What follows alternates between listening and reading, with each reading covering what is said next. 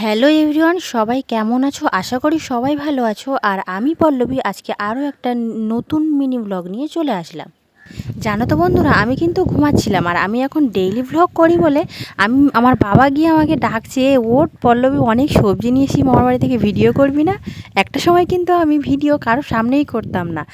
মা বাবা সবাই যখন চলে যেত, মা হয়তো কোনো বাড়ি ঘুরতে যেত বা আত্মীয় স্বজন বাড়ি যেত, তখনই আমি ভিডিও করতাম একমাত্র, ওদের সামনে করতাম না।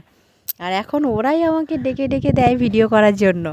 যাই হোক, সকালবেলায় ঘুম থেকে উঠে ব্রাশ করে নিয়ে তাল ফুরুলি আর তালে রুটি খাচ্ছিলাম। আর রুটি কিন্তু আমি খুব একটা ভালো খাই না, বাড়িতে সবাই রুটি খেলেও আমার জন্য কিন্তু ভাতই রাখা হয়, আমি ভাতই খাই। ওই জন্য একটা রুটি দিয়েছিল মা, তালে রুটি। আর বাবা আজকে বাজারে চলে গিয়েছিল, কারণ বাবার জামাই আজকে বাড়িতে ছিল, ওই জন্য ও খুব একটা বাড়িতে থাকে না। ওর হাতটা একটু কেটে গিয়েছে মানে একটা স্টিলের কি একটা কাজের জিনিসই ঢুকে গিয়েছে, তো হাত ফুলে একদম মানে হাতটা নাড়াতেই পারছে না, তার জন্য ছুটি করেছে।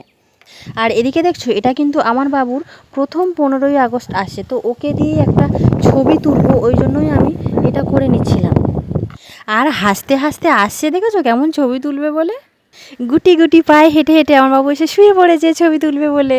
আর এদিকে আমরা সন্ধ্যাবেলা ফুচকা খেতে বেরিয়েই পড়েছি। এদিকে বাবুর হাত কেটে গিয়েছে, অথচ ফুচকা খাবে বলে দুপুরবেলা ভাত খেয়ে নিয়েই শুয়ে শুয়ে বলছে আমি ফুচকা খাবো। আমি বললাম তুমি তো ফুচকা খাবে ঠিক আছে, কিন্তু টক জল খেতে পারবে না। বললো ঠিক আছে। আর ও কিন্তু ফুচকা খেতে খুব ভালোই বাসে।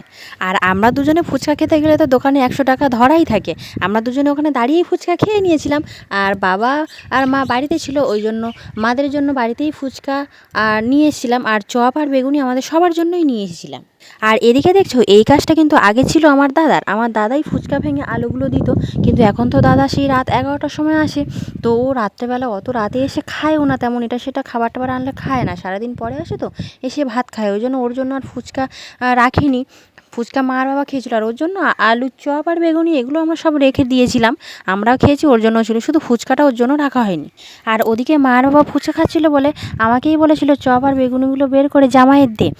আর কে কে আমাদের মতো ফুচকা খেতে ভালোবাসো বলো তো, কমেন্টে জানিও কিন্তু। আজকে তাহলে এতটুকুই থাক, টাটা বন্ধুরা।